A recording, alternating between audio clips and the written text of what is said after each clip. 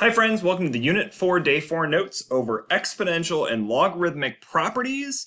Focusing this section is just on logarithmic properties, and we're going to be solving exponential and logarithmic equations later on.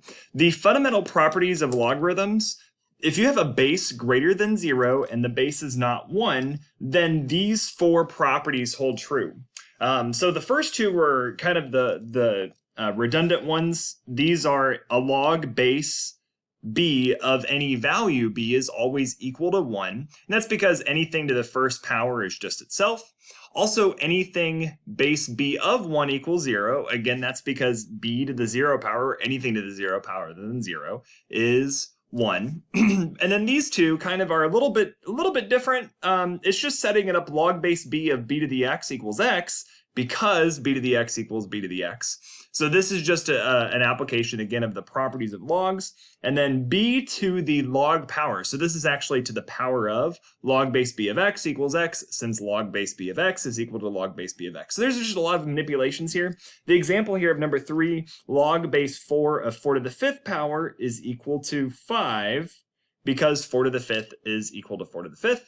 And then 8 to the log base 8 of x equals x as well, and similarly the same idea there. So just kind of keeping that in mind, what we have also, yeah,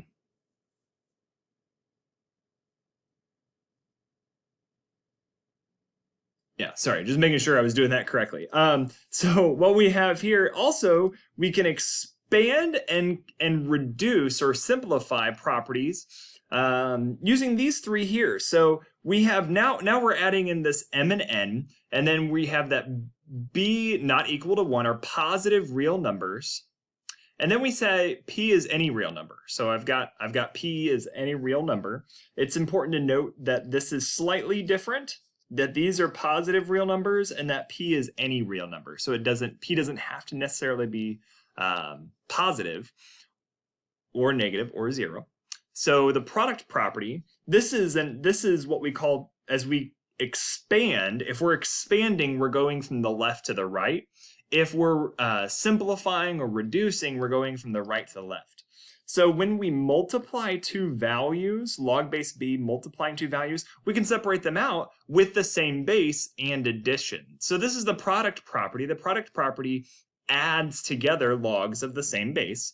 The quotient property subtracts logs of the same base. And the interesting thing about the power property is the power property allows you to bring down an exponent to multiply. So this is p times the log base b of m. So we use these to consolidate logarithms. So most often what we're doing is we're actually going from the right side on these to the left side for these first two. And then for the power property, usually we're given something as this, and we want to bring the exponent down so that we can do other things with it. So this is kind of the fundamental properties that we're going to refer back to. So again, you probably want to put some of these on note cards, flashcards or something. Spend some time with these. These are the things that if you don't understand the fundamental properties and how these work, it makes a lot of what we do in this section a little bit more difficult. So spend some time with these, make some flashcards, and get acquainted with them. Make these, your BFFs for the next few weeks, so that way you can spend some time and get this down. So next video, what I'm going to do is actually go over example 1 and rewriting these by expanding. See you then.